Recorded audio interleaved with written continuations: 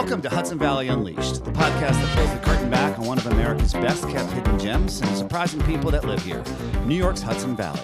Listen each week as John, Josh, and Dave have a fun chat with national and local luminaries that will make you beg the question, what don't I know about the Hudson Valley yet?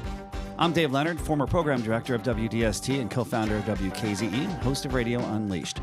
With me is chef owner Josh Kroner, culinary creative force behind the Hudson Valley's Terrapin restaurant, and comic writer, pop culture expert, and owner of the only black-owned comic book store in New York State, John Michelle.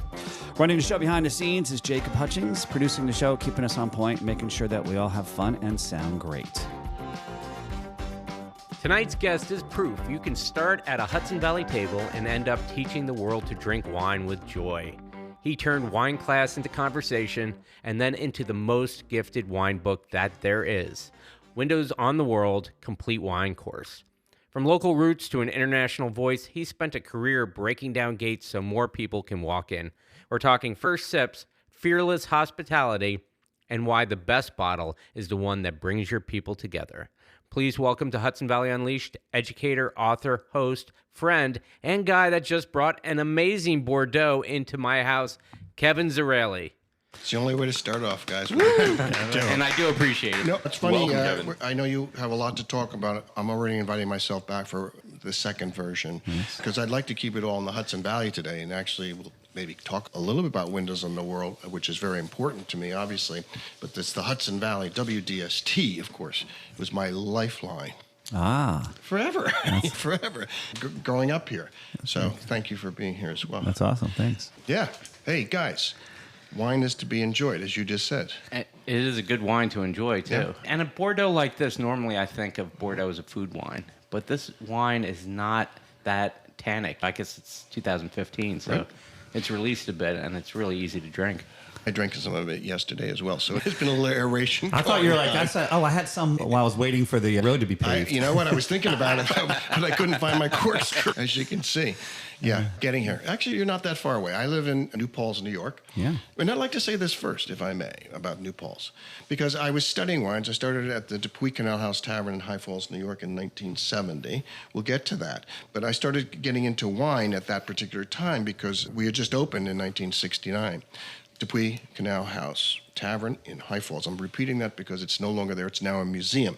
But anyhow, I was reading a book on American wines. I was actually teaching at 20 at Ulster County Community College. Anyhow, I was reading a book called Wines of America by a guy named Leon Adams. And in page 25, it says the following. Now, remember, I'm a student, all right, in New Paltz. Grape growing and winemaking in the United States began in Ulster County, New York. This is the United States we're talking about. No way. In 1677 by the French Huguenots in New Paltz, New York. Yeah, that makes sense. I said, God is calling me. I'm 20 years old. This is what he wants me to do. So that took me to California, actually. I was going to say, how did everything go to California, right? I did the next year. I could, believe it or not, when I started, you could drink at 18 in New York. Some people know what I'm talking about. Yeah. And now it's 21. But 18, I was teaching about wines. Let me explain how that happened, all right? John Novi, the chef who we just lost a few weeks ago, one of my closest friends in life, I'm going to call him the father of American farm-to-table. I also started with John Novi in the Hudson Valley. He was the first person I worked for up here, so we have that in common. And also, really good friend, great guy. Love John. And you're carrying it on. Very sad about John passing. He was a great guy, as you just said, but an artist, totally an artist, never cared about money. That's why people don't know who he is. Alice Waters. Alice is good. She didn't start till 71. We started in 69, and that was farm to table. I was there, you know. She started the California side. The local college, Ulster County Community College, contacts us and says, you guys got a 4-star rating. We should talk about that. The New York Times came with Craig Claiborne, who at that time was the first restaurant critic. Also, Chef Pierre Frenet, and Jacques Pepin. They come to the restaurant on a Sunday night. There's a reason for that. Because they're coming back down from the ski slopes, That's probably. correct. That's No, funny. they did. Exactly. No, I know. Jacques loved to ski. Hunter Mountain, Grand Marnier, ski race. I can assure you, Craig Claiborne was not skiing. He was by the fireplace with a cognac. The guy did not ski. But they did, and they had heard about the restaurant. We'd only been open 8 months. We opened in 69. I got there in January 1970, and these guys show up on a Sunday. and this is really important for chefs out there, don't worry about your menu. We ran out of food on Saturday night. Okay, we didn't have a menu. And John, being the artist, did this to that, to this to that, and all of a sudden there was a menu for Sunday. We did not know they were coming in. We had no idea. And so you can get through with I've always been amazed at leftovers. that story. Now, I worked at the Canal Yeah. House, and I guess this was the late 90s. And I always heard about him getting 4-star review, and that would have been unthinkable even in 1997 when I was working there. How did it even happen that you presented so well that these esteemed, obviously Craig Claiborne, but also you had Pierre Farnay and Jacques Pepin, who were two of the premier chefs in New York City. There's probably, 6 4-star restaurants in all of New York City. So, I mean, it's a very small group that gets a 4-star review in the New York Times. How did it happen? I don't know. I didn't know who they were. By the way, I was not That there. helps also. I got Good menu, not knowing. That probably makes like you were just being naturally, organically, just great. Let's put it this way. Let's start with the house itself. A 1797 stone building. Gorgeous. That John had put back together authentically. Next to a canal. The Delaware and Hudson Canal ran right on the side of it. It was the first 4-star restaurant outside of New York City. Ever. Wow. And I don't know of another one after that. No, and I'm going to go with that as well. There was nothing after. We were doing 10 reservations. The restaurant, the kitchen. By the way, that kitchen wasn't there. The one that you worked in. Yeah, that was almost like an open kitchen. It was an open kitchen, Yeah. and that was we built that in 72, maybe 72, 73. But we had the small kitchen where the dishwasher was. I can only say this because you worked it. Yeah. It was like, but this is gigantic. Your kitchen here. It was like this part. That's it. Dishwasher. Food reservation department. Maybe that's why we got a 4 stars. In the review, I wasn't the bartender because we didn't need a bartender, but on Saturday nights we had a bartender. She worked that Sunday. Demure barmaid, that's what Craig Claiborne called her. He said he wanted this drink, and she said, I don't know how to make that. Come on back and do it. This is a true story. Wow. So yeah, And Craig you get a Claiborne 4-star and review Pierre anyway. You know? Yeah, shaking up. And of course, they put more gin or whatever they wanted into that drink, I can assure you. We didn't know we were hippies. It's Hippieville. This is 69. This is 70, the early 70s. And I think that's why it got the rating, because the food was crazy and that you worked with John. Unbelievable stuff. But also, I was the oldest one there at 19, except for the guy I'm playing tennis with tomorrow, who was a month older than me. I was still playing tennis after 55 years. We were all young. There was no pretension. It seems that the beauty of Sunday night, everything you're talking about, just probably helped just allow for the perfect storm, like everything just to come together beautifully. And the restaurant has 4 fireplaces. I know that because I'm the one who had to put the wood in there. And the fireplace in the main dining room, that's where they sat, all right, in front of this fireplace after being at Hunter Mountain all day. So they were probably just impressed with the atmosphere, with the food, obviously. John was doing stuff even in the late 90s that I never even seen before. You went a lot to Asian during that time that you were there. It was pretty... I'll just say this because I know you have a lot of, especially young chefs listening to this program. Just go with it. Go with your gut. He just, as I said, artist. If it was up to him back in 69, it would have just been an all-fish restaurant. He's a vegetarian, John. He didn't even want to put any meat on there. And of course, one of his friends from Kingston said, I'm not coming then. You don't have a beef, I'm not coming there. So now this is funny. What happened was we get the 4-star rating from the New York Times. And I told you about Ulster County Community College calling us. And we said, yeah, we'll do the class, wine and cheese. Do you know stuff about wine and cheese? John said, yeah. John knew nothing about cheese. I love him, but he knew nothing about cheese. And I just started reading about wine. We figured maybe 6 people will show up. 30 people show up in the main dining room for that first class, 1971. It's coming up to 55 years. And you just got to dance a lot, dance and dance. But the other thing what happened is when I said we're doing 10 reservations, we make our own drinks. That's the way it is. You don't have time to can't pay for a full-time bartender. But we went from 10 people to 110 people after that review. I'm sure. Boom, Saturday. It was a Friday night, it came out. Friday, New York Times in the old days. So it comes out, and everybody comes out and says, this is beautiful. You have a beautiful building. You guys are great. Thank you for everything. The food is magnificent. The building's magnificent. Your wine list stinks. Who does the wine list? I was now the bartender. And that falls on you. They said, oh, yeah, Kevin does it. Can we talk to Kevin? That's amazing. You fell into basically the best career ever for a wine professional in the United States, and it wasn't even something you had thought of until all of a sudden it fell in your lap. I was a bartender for my uncle. My uncle owned a Pleasantville Country Club. Do you remember a restaurant called Vinny's in Pleasantville? The best pizza I had ever had in my entire life. That's my uncle. Is it? And there's you a guys, dish. you And might remember me. All uncles live in Pleasantville. There's a dish at my restaurant called Uncle Vinny's Rigatoni, which is this rigatoni di casa that my uncle always had at his restaurant. I learned to cook there. Let me go back, because the original Vinny's, for those people from Pleasantville, that was just a pizza place the corner. My grandfather, his father, was a chef. Okay. Was a real chef. He was trained, he was Italian, and had a restaurant in Brewster. And then he put his son up when he was like 21 years old, or 22, right after he got out of the Marines. Gave him a pizza place, and he turned it from a pizza place into this huge restaurant on the corner. The reason I say it's the best pizza I ever had, because I was like 13 years old. Yeah. And not that I was a gourmet pizza guy, but as 13-year-old, freezing outside, didn't wear a jacket. It must have been 20 degrees. I'm walking around with a short sleeve. I walked into that Vinny's Pizza. It was so warm. And it was all windows. And that pizza, I was starving and cold. I'll never forget it. Nice. So, Vinny's Pizzeria. Vinny's restaurant. Then they went to the restaurant. Vinny's still doing well. He's living down in Delaware now. He might remember all of us little guys we were all teenagers back in those days. Yeah, I bet. Anyhow, I had to go behind the bar, and I started doing that because I had that experience. I had that from my uncle a little bit, but I wasn't thinking wine. Wine? No. I was a 7-7 kind of guy, right? I was Irish. I'm Irish. Even I still back am then, Irish. was wine what it is now? Absolutely. No, and that's the fun part of it. Blue Nun. It's funny you should bring that up, but I'm going to go to others in a second. But the guy who created Blue Nun just passed away as well. I did his memorial last month. 3 weeks ago. His name was Peter C. Schell.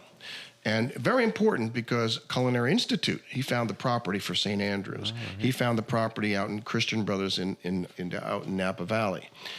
But he was on the front page obituary. Front page of the New York Times obituary. It's not from Blue Nun. He was in the OSS.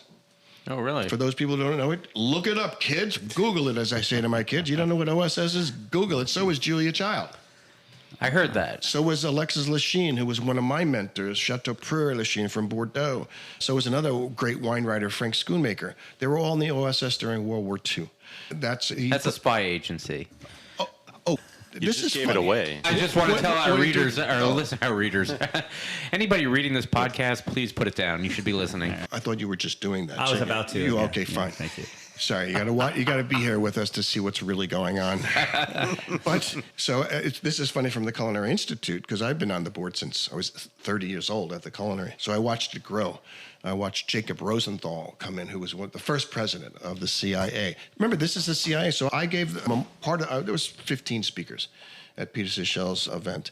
And I get up there, and everybody's talking about the CIA and the CIA. I said, I first met Peter at the CIA. Gave it a moment. Culinary Institute of America. And is that related to the OSS? Let me continue. There's always these three letters: OSS, CIA, and I'm getting him on the board. And we hired this president, and nobody liked him, and so they got rid of the guy. And he was pissed, and he said, "I'm going to Colorado to create my own school." You know what it was called? The FBI. I can't make this stuff up. Food and Beverage Institute. That's it, Food and Beverage Institute. And he passes on. The culinary, right on, we're going to get this back. That's a Tim Ryan thing. Let's get it back. And he did. Fun days. They're all fun. But so people would come into the restaurant at the Canal House and say, everything is great. Who does your wine? Boom, Kevin. I got to go out to the table. This is not a joke when I say this. Remember, I'm 19 years old. And I'm a beer guy. Bud. It wasn't even Bud Light back then. No, there were just two beers that we had. It was Bud and Miller High Life. Champagne and Bob. Schaefer, the one beer to have when you're having more than one. That's my grandmother. Oh. But I can't talk about her right now. Anyhow, I said, what's the problem? We have the top three. It's not a joke. Red, white, and rosé. I don't know. Is there something more? And I still have the book that a customer gave me. It was Penguin Guide to Wine, 50-cent paperback. And he sent it to me from New York. Read this. Maybe you'll get it. And then a close friend of mine who I will be having dinner with on Saturday night, still friends, he came to the restaurant, and one day he brought it. I heard you're studying. He's 12 years older than me. He said, I heard you're studying wine. I said, yeah. Here, try this. And remember, Budweiser's in my life, okay? And he gives me a 1945 Burgundy, a Grand Cru Burgundy. The aha moment that people are looking for. And I went directly from Budweiser to Burgundy real quick. So this was a 1945 Burgundy in 1972? 70. 70. Right, 70. So it had its age. So it was good. It was a Grand Cru. It was like the highest level. It was from a private cellar. We joke about it now. I had Bordeaux from the 40s it was probably like around 2005, and it was totally past its prime. Don't forget the war years, all right? You're talking about 1940, 41, but 45, the war ended in 45. Yeah. And it was a very small vintage. That's why if you ever see these wines, they're probably shot as well. But 45 happened to be one of the great vintages ever. I can do them, 1900. But it's a collector's edition, and I know that people will collect wines like that aren't even really drinkable. Like you said, it's 1945, so that's a special wine. Or someone might hold on to a bottle that's from their birth year that's well past their... You're looking at him. You're looking at him. Yeah, I'll admit it, guys. I'm 75 years old, still plugging along here right now. You look great. Amazing. The only thing I'm pissed off about today is you do this. This is when I ride my bike 10 miles every night. So now I got to double up. I'm playing tennis though You should tomorrow. have ridden your bike here. You can go right over the bridge. Yeah. Could have gone around the construction. There's a beautifully paved road. You could have rollerbladed It's an here. inside joke. I got here late because they just paved the road to this house for the last 5 miles. But anyhow, so I started studying wines, and then the community college calls. And it's really, the most important thing about this whole thing, it's not about wine. It's about wine and food. It's about the whole synergy. This whole thing about, as you mentioned when I came in, I got to plug it, the Windows on the World, complete wine course. The way you said it, complete wine course. And actually, it wasn't complete until that edition. Oh. The 35th edition. And I am writing a final one, the 40th. That's one of the books. It's interesting that you say that, because you sent me a copy of this edition, and I compared it to the edition you gave me in 2001. And wow, what a difference. Not just the beauty of it. It was a great book in 2001, had a lot of information, but now it's such a beautiful book. Looking at it, the pictures and the way that it's put together, it's really gorgeous. Thank you. I appreciate that, and I'm going to take full credit. And I'm not. No, I love my editors, but if you take a look at that, as you mentioned, the 50 pages, which is called "Windows on the Wine and Food Revolution" from 1970 to 2020, the beginning of the pandemic, it came out a few years ago. There's sidebars there. The whole thing is based on sidebars, which I feel shouldn't be paragraphs. They should be outside of what it is. So John did a sidebar. Drew Nieperent did. Danny Meyer. I'm just trying. Everybody you can think of. Yeah, I noticed that. Tim Ryan. Great the way you put that together. People that are in your world who gave words of wisdom, and they added to me. Did they say, hey, write a new edition? Was this all about you and your passion of doing it? And how much more new information other than just how it's presented and all this other stuff is in this book? From the time that I gave you that book a long time ago, I had not been to New Zealand, and I don't write about things I've never been to. And Australia or Chile or Argentina or South Africa or Hungary, all of these places, I'm not going to write about it. And this is please sommeliers, don't get mad at me. There's so many people mad at me. Because chefs don't like me, by the way. I'm going to get to that point and say chefs do not like me. I like you. I think they would love you. Thank you. Well, that's why I'm here. You're the only one left. That you haven't been there, but so much of the industry has changed as well. Speaking of New Zealand, one of the hottest wines right now is New Zealand Sauvignon Blanc. When I started, there was no Sauvignon Blanc. Nothing, not one vine of Sauvignon Blanc in New Zealand. I don't want politics, but what was going on in South Africa? What was going on in Chile? What was going on in Argentina? It all held back the wine industry. So it really, I say, wine and food revolution. And I'm sorry you can't come, guys, but I'm glad we're doing this now because I'm leaving for a cruise next week. You have the busiest social calendar. You're out there working and running, and I want to be you. Thank you, and I agree with you. I do. My Jacqueline calls me Kevin Gump. When you see the new book that's coming out, I'll tell you what it is now. It's called A Glass Half Full. A Cellar Master's Journey Through Wine and Life. It is my autobiography. And it's finished. I just have to put it out, and I'm working on that. I didn't want to talk about Windows, but I'm going to talk a little bit about it. Windows on the World was the #1 dollar volume restaurant in the United States in September of 2001. It was $38 million a year. Nobody came close to that in the world. Now, I'm just going to kind of preface this because a lot of the listeners might not know this, but Windows on the World was the restaurant on top of the World Trade Center. So Kevin's referencing September of 2001 for a reason. We're talking about 24 years ago now. Joe Baum not only created all of the restaurants in the World Trade Centers, Windows in the World was one of them, but prior to that, he created the Four Seasons restaurant in 1959. This restaurant lasted until 10 years ago.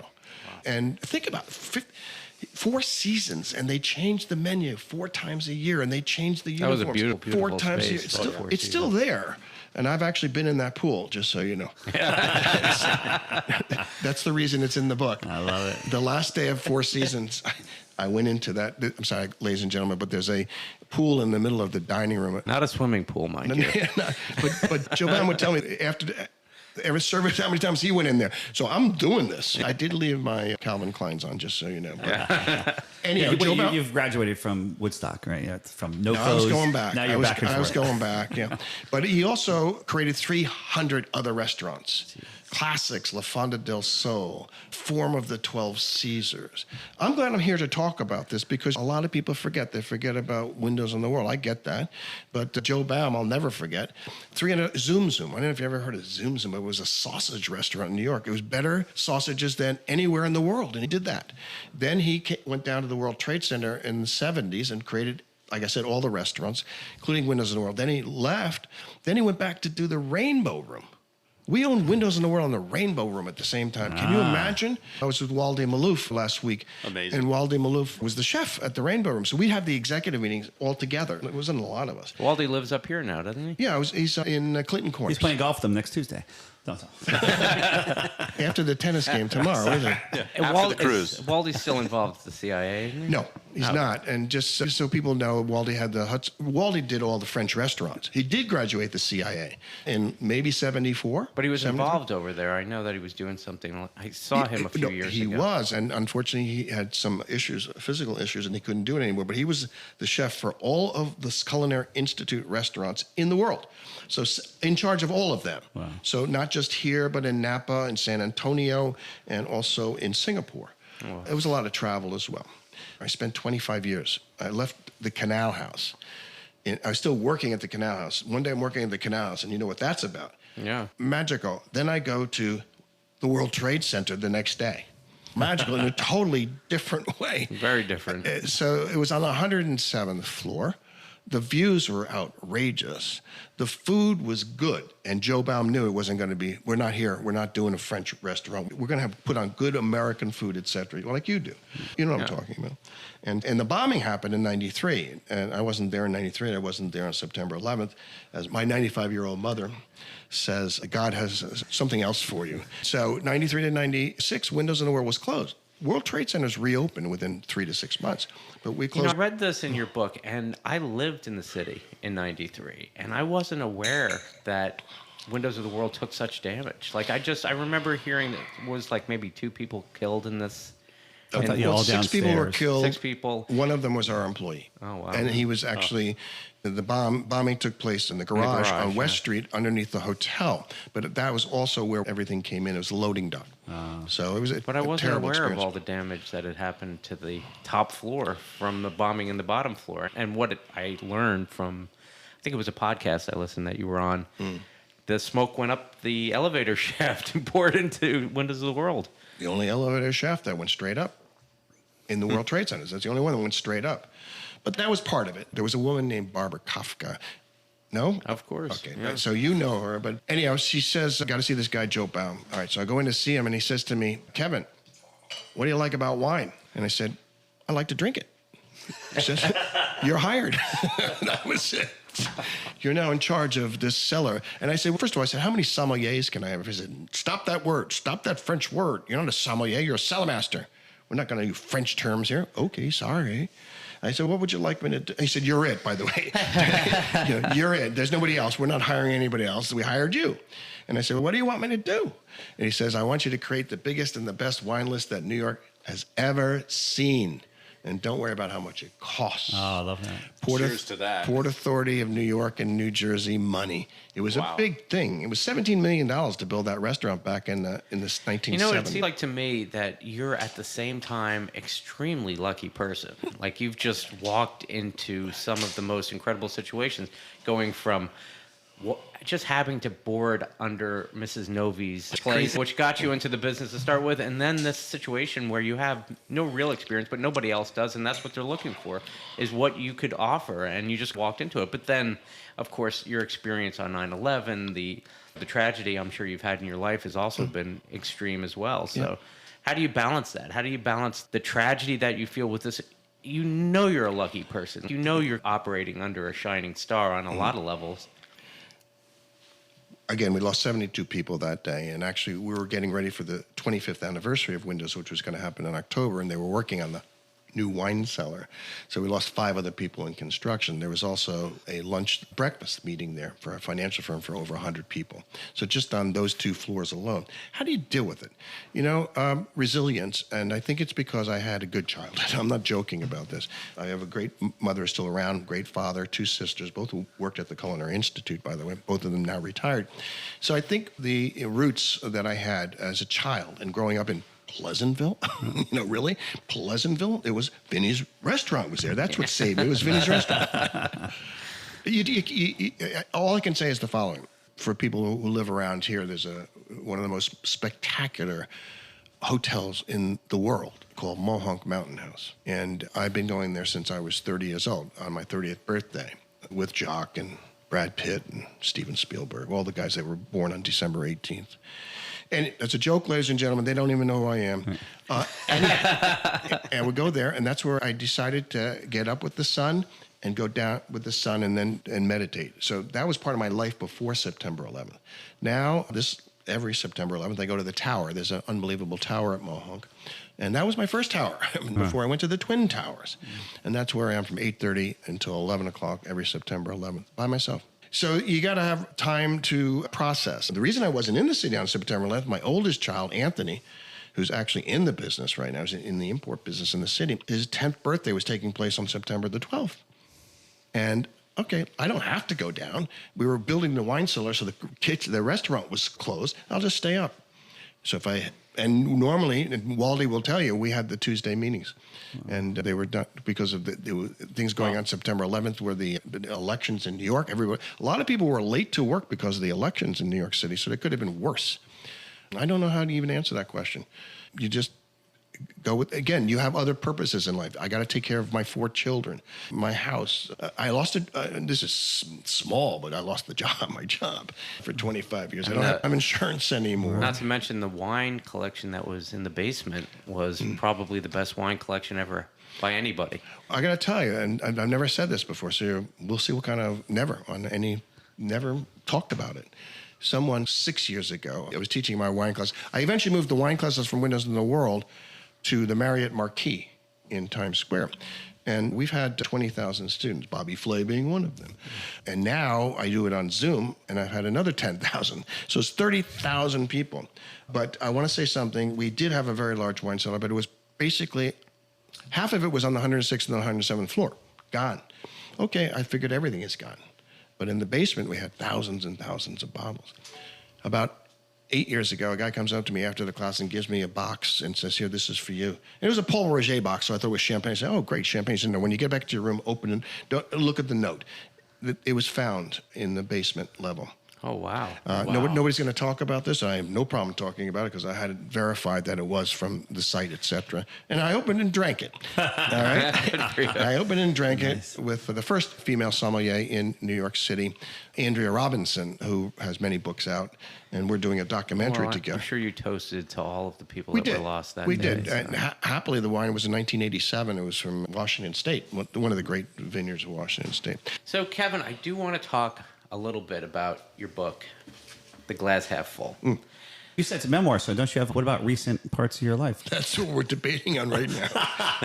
It's funny. I know nothing about publishing, but now I know everything about publishing. So The Glass Half Full. It starts off in Pleasantville, and it goes to Woodstock, etc., going to college, getting the job at the Canal House. So a lot of the story that we've already seen. Well, there's more. Of course would be more, don't you think? Well, I'm just saying the timeline is basically, we've covered a little bit of it. You have the Playboy ad? I do, actually, and we all looked at that. Yeah, which is really funny because for about 40 years, I never read articles. I just looked at the pictures. Oh, you're one of those. Now he's reading articles. Yes, now. Actually, that was the greatness of Hugh Hefner. He really understood. It wasn't just about naked women in his book, in his magazine. It was actually great writers. If you go back and look at the great writers, of course, I was with you at 13. Remember, I failed English. So you had mentioned to me that they're doing a screenplay. It's already done. Actually, the screenplay is done. And I'm not, by the way, I don't write screenplays. So I'm trying to imagine this. Basically, what this is, one page, and basically it talks about your accomplishments. I think you would have been 27 at the time that this was written. Correct. And obviously your career at age 27 was incredible, what you'd already accomplished. And and Playboy basically goes on to show people what you've done, but then say, and this is the type of reader we have here at Playboy, which is... His lust for life. Yes, exactly. You clearly have your lust for life. A lust for life. So how does that get turned into a screenplay?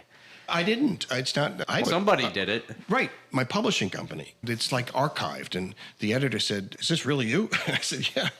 And let me explain to the people, because we're only audio here. It was an ad for Playboy. It wasn't in Playboy. So you didn't see me in Playboy. It was an ad for Playboy. And it was on the back of the New York Times and the back, full page, back of the Wall Street. We talk about your ego being satisfied in your 20s. Okay. There I am, and I'm there with my girlfriend. I'm there playing basketball. I'm there at the cellar in the sky. So it's a full-page ad. And the title, which is a little long, it says, "How do you get to be cellar master at Windows in the World at age 25? You start by not knowing how to pronounce Novi Saint-Georges." Now, Novi Saint-Georges is a village in Burgundy, and there's a story behind that. So there I am, 18, lost child at Woodstock, 19 years old, bartender at a 4-star restaurant. Which, by the way, within a year, I'm the manager because John had no idea what was going on. Then 20, starting to teach. And I'm teaching about California wines, but I can't go there because you got to be 21. I hitchhiked from Stone Ridge, New York to Santa Cruz, California, and went to get ready for this because if you've been to Napa, I don't know if you've all been to Napa. Yeah. It's 500 wineries right now. There were 24 in 1972. And that's when I first met people like Robert Mondavi and his son Michael. I went to the 24 wineries and also into Sonoma and also down south Santa Cruz. And I come back. I'm in New Paltz College. And I'm teaching in Ulster County Community College, adult education. And I said to the people at New Paltz College, I think New Paltz should have a wine course for credit. I did that with Walter Frisbee, and I got 2 credits. It was great. Did you get it? Seriously? Yeah. I had to go through certain panels and whatever else, but yeah. Well, there you go, ladies and gentlemen. It can be done. You're educated in ultimate. I did not realize that. That's why you're so good, Dave. No. Those who do, those who can't teach. No, I don't know. I'm a teacher. I said I do it. Yeah. I teach it. So they said, "Are you joking?" Again, my hair's down to here, down my shoulders. And they said, "We have enough problems with marijuana here. All we have to do is, you want us to give you a course on drinking alcohol?" And I said, "I think it's going to be $1 billion business." All right. They said, "If you can ever find a precedent in the state university system where a wine course has been taught for credit, we'll consider it." Love it. Cornell University, part of the state university system, in 1971 starts a 2-credit wine course. Love it. Still one of the most popular classes at Cornell. One of the hardest courses. I'm talking about 700 students in one room, okay, drinking great wine, but under control. I brought it back, and they said, yes, this is the fairy tale. This is long before I get to Windows in the World. So now I'm teaching a 2-credit course as a junior, only open to seniors. And based on, you had to have a 3.5 QM, everything, all your electives are got to be done. And it's probably a very popular course. You could drink alcohol. They only allowed me to take, I think, 15 or 18 people. And so I taught that till I was a senior. That's so cool. So it's time to go to Europe. I knew enough of French and I knew enough of Spanish. By the way, that's one of the great things about this. I wanted to make sure I say this because wine is not just about wine. Wine is food. Wine is history. Wine is culture. Wine is languages. I'm in Bordeaux, and I'm invited. I had written ahead to all these people, like it's Chateau Latour or whatever, Chateau Margaux, Chateau Aubert, all these great chateaux. And I'm coming to see you. By the way, my letter looked great. I was the manager of a 4-star New York Times rated restaurant. I was a teacher in the state university system. There was another thing called Les Amis du Vin, which is an organization which I was the regional director, which meant nothing, but they saw that. So they're waiting for me to come visit them. I called the chateau, and I said, I'm coming up tomorrow. They said, great, where are you staying? We'll send a limo for you. I'm not sending a limo to the youth hostel. There goes lunch. So I said, I'll meet you at the Hotel de Bordeaux in the lobby.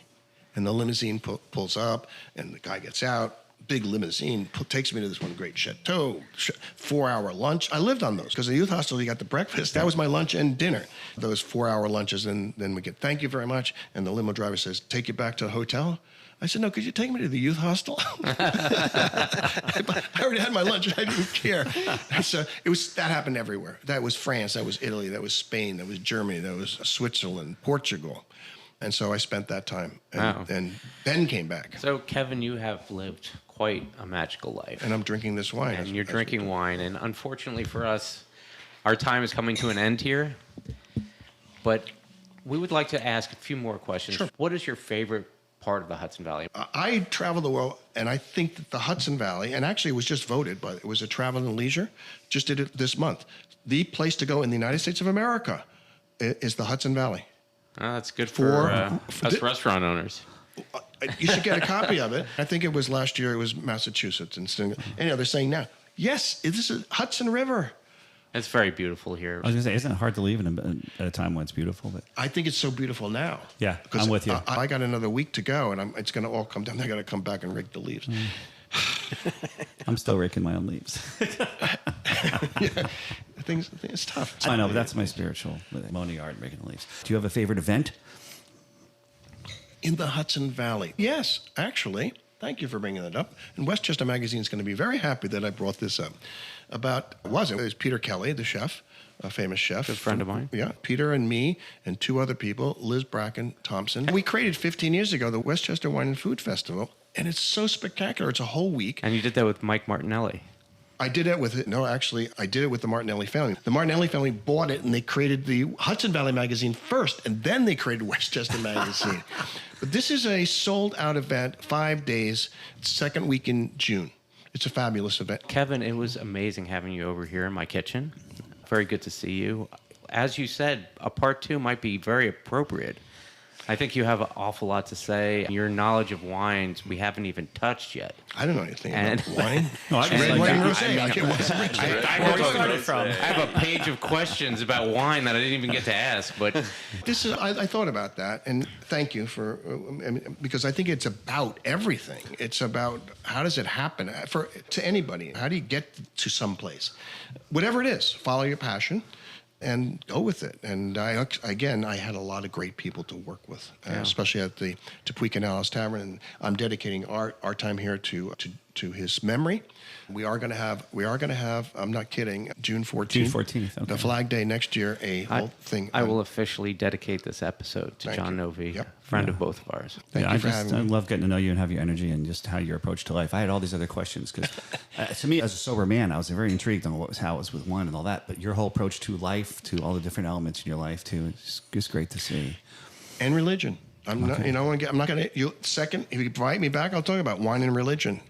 That's a whole story. Yeah. Thanks, guys. Thank you very much. Thank you so much. Thank you. Music to end this and all that? Yeah, absolutely. Ready? Thank you for listening and spending time with us on Hudson Valley Unleashed, and thanks to our producer, Jacob Hutchings. Look for a new podcast every Tuesday. All of our shows are available on Apple Music, iHeart, and Spotify. Follow us on Instagram and Blue Sky, and feel free to email us info@HudsonValleyUnleashed.com with any comments, questions, or suggestions. For Josh Kroner, Jacob Hutchings, I'm Dave Leonard saying goodbye, and until next time, stay unleashed. All right. That was great. Thank you. I'm sorry. I got somebody else coming. That was fantastic. Thank you, guys. So much stuff I wanted to touch on. There is so much.